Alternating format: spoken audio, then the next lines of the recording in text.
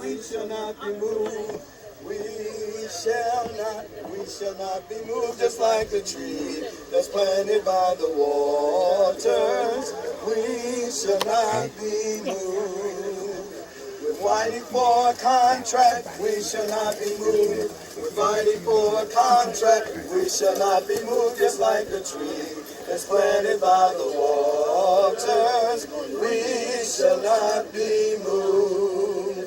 We're stronger together, we shall not be moved. We're stronger together, we shall not be moved, just like a tree that's planted by the water. We shall not be Move. What's going on, everybody? Happy Halloween. This is the Halloween episode of SEIU Says. I'm your host today. Thank you for allowing us into your home one more week. All right, my name is Charlie Bonds. I'm your host, and we have a wonderful show for you today. We have an interview coming up with Judy Baar Topinka, and we also have part 2 with the Illinois Heart Rescue on how to save a life. So I have a guest from the Illinois Heart Rescue. Introduce yourself for us today, please. Sure. My name is Marina Del Rios. I am a physician in the emergency department at University of Illinois Hospital. Okay. And I'm also one of the physician leaders of Illinois Heart Rescue. All right. So we're going to be saving hearts today. So everybody just sit back and relax. SEIU Says is sponsored GWC, that's Goldberg, Weissman and Cairo, Illinois' largest personal injury and workers' comp law firm. If you have any questions about workers' comp, or you may have questions about medical malpractice, or you may have practice about personal injury, then give SEIU a phone call and we'll forward you right over to GWC. Our phone number is 312-588-7630. That number is 312-588-7630.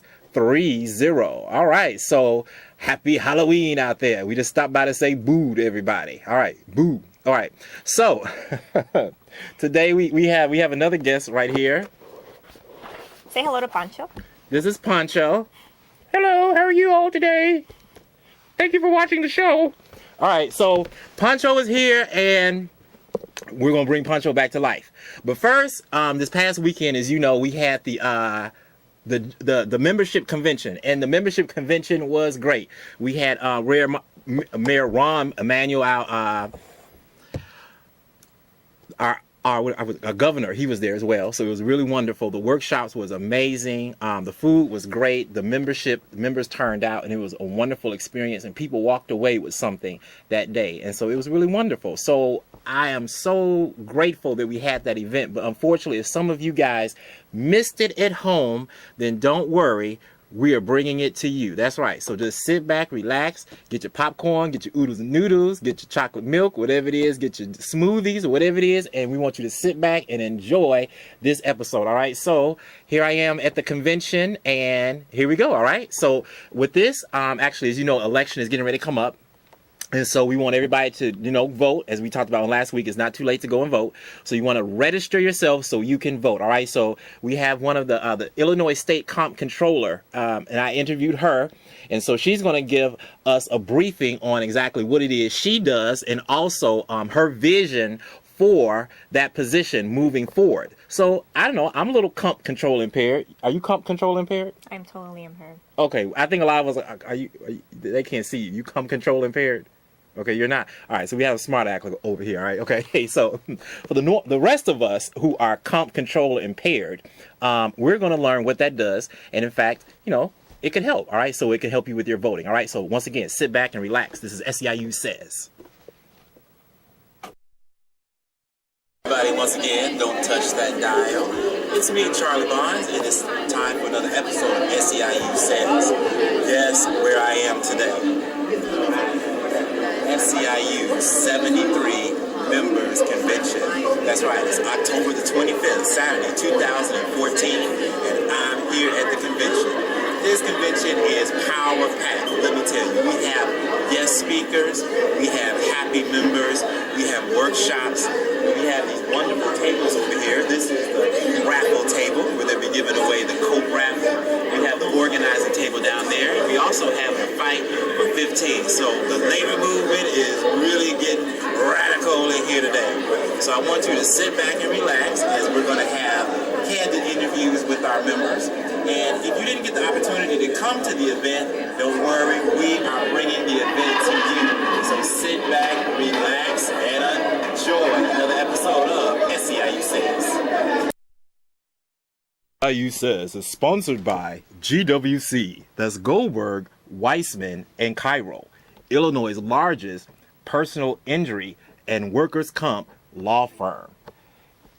For information on GWC, you can give SEIU Local 73 a phone call at 312-588-7630. So, all right, we're getting that next video going. So, absorb this GWC right here.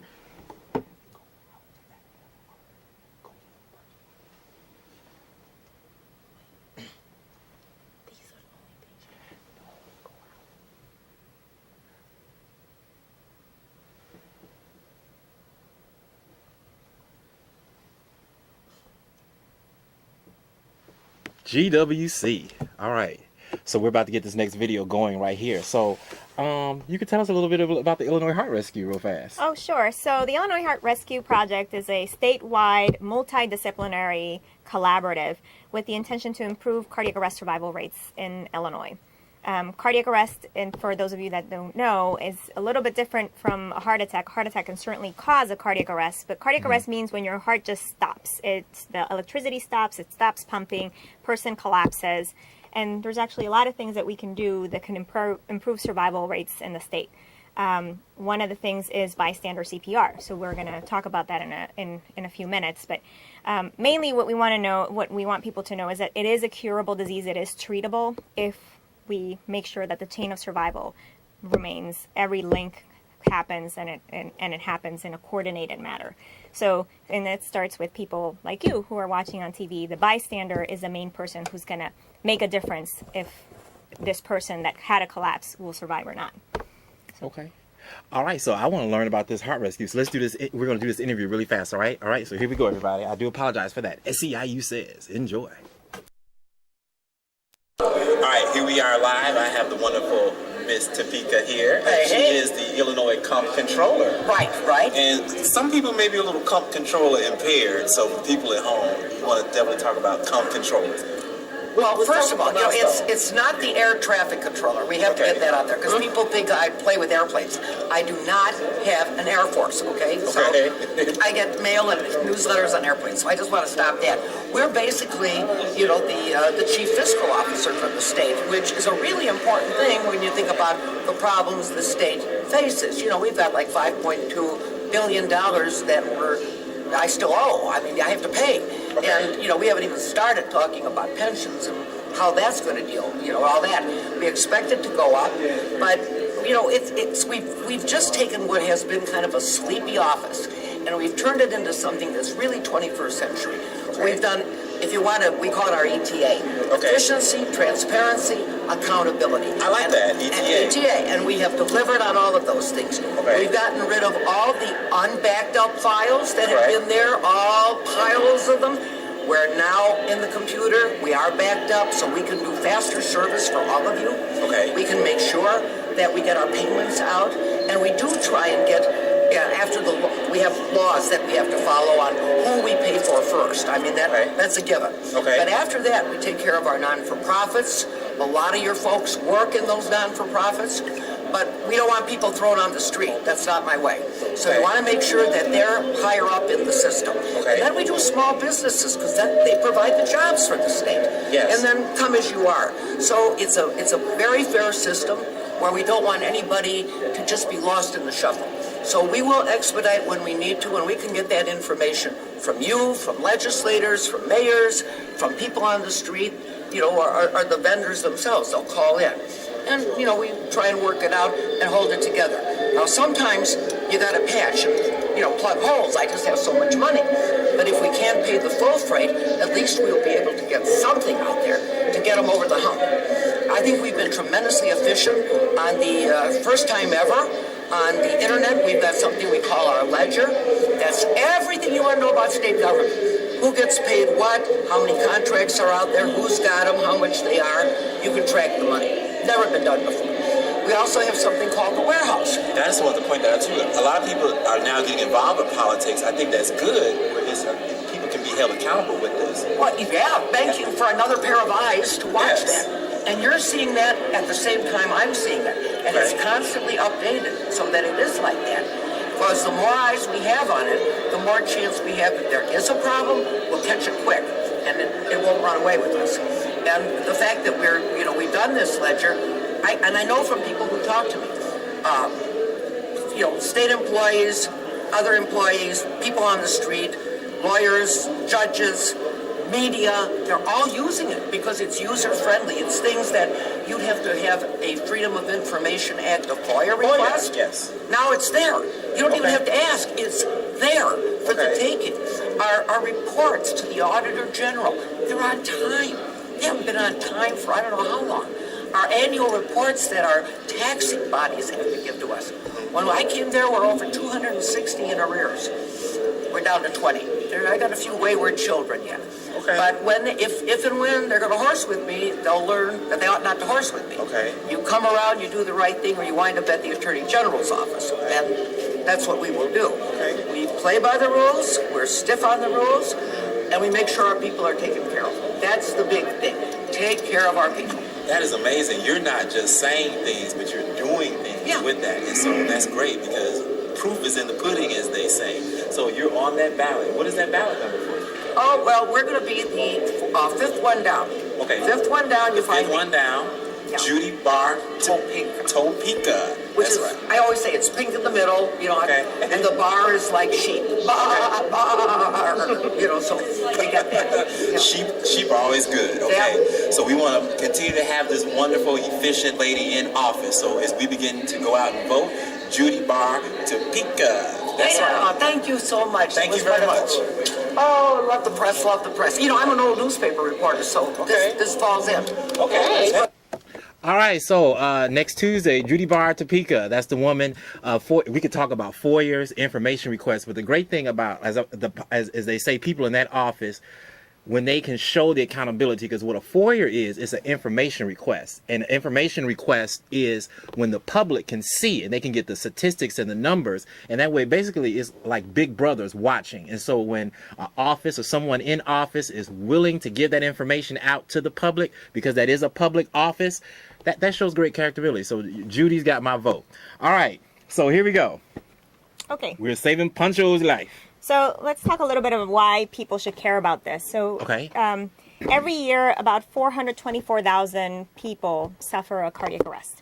Okay. Of those across the U.S., about 10 to 20% will survive. Okay.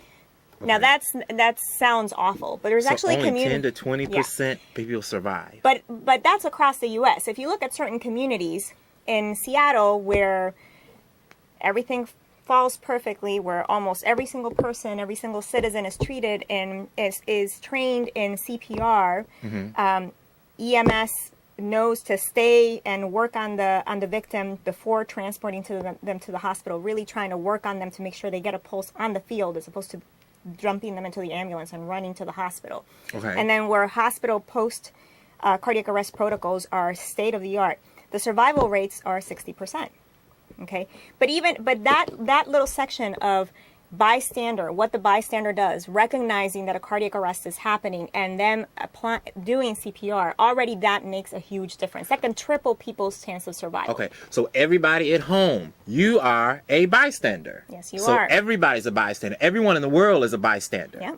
Okay. And your actions will make the difference between this person having absolutely no possibility of surviving versus tripling their chance of survival from the baseline. Okay, so you can Seattle's save a survival life. rates are 60%. O'Hare's survival rates are close to 50%. O'Hare Airport? O'Hare, and that's because almost every employee is trained on how to do CPR, and there's an AED in every corner. Okay. Okay, so we're going to talk about both things, how to do CPR and how to use an AED. So the other thing is you need to keep in mind that 80% of cardiac arrests will happen in the home. So this means that most victims of cardiac arrest, if you ever witness one, it's going to be your family member. On a chicken wing. I don't want to do that though. Don't do that. Okay. Yeah. No, but you could be sitting in Thanksgiving dinner and all of a sudden your grandma doubles over. So what are you going to do?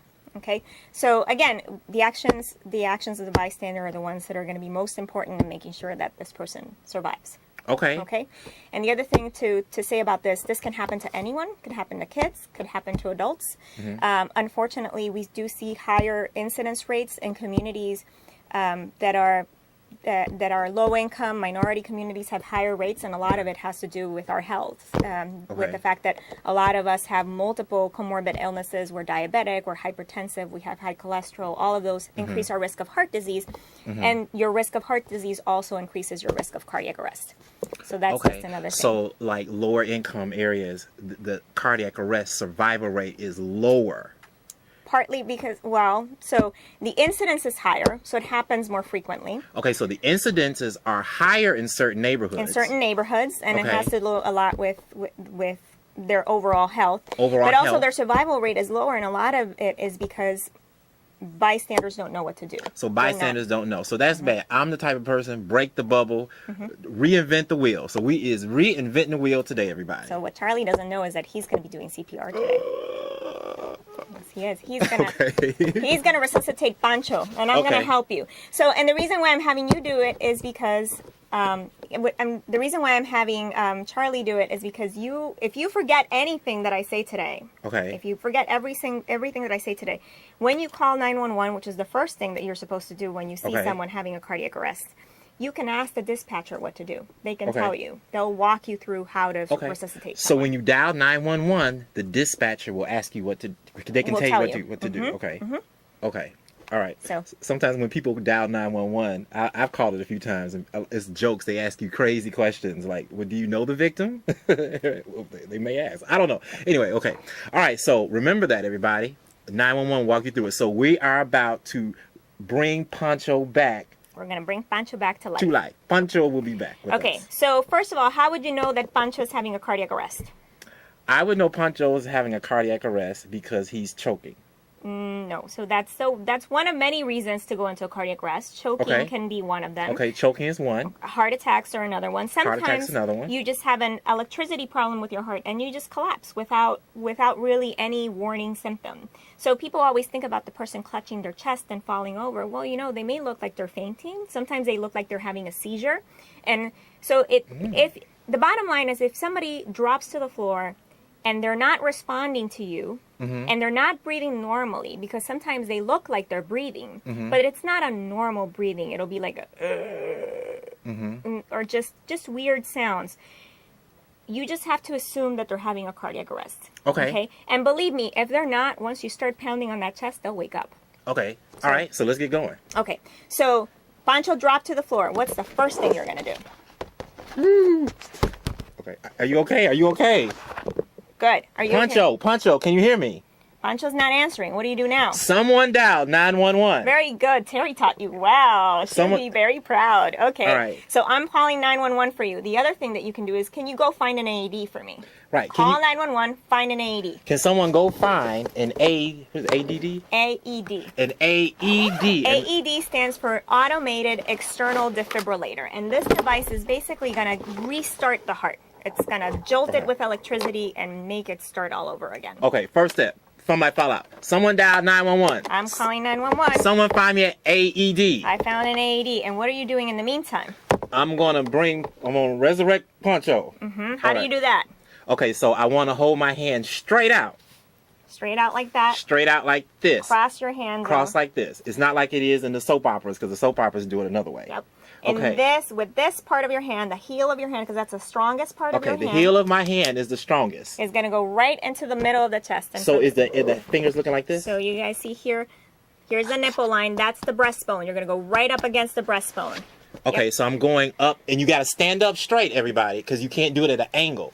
You have to be up straight. Elbow straight, and the entire upper part of your body is going to push against that chest down. Okay, so as deep as you can. Deep as you can. So are my fingers correct? The fingers are correct. You've got them crossed over correctly.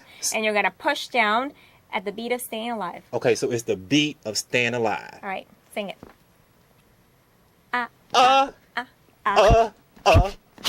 Staying alive, staying alive. Staying alive, staying alive. Good job, Charlie. Staying alive. right. I don't think that So part. two things about what you're doing. So first of all, make sure that the person is on a solid surface. Make sure the person on a solid surface. So if they passed out on a chair, Was that Poncho? Don't quit my day job? Okay. help.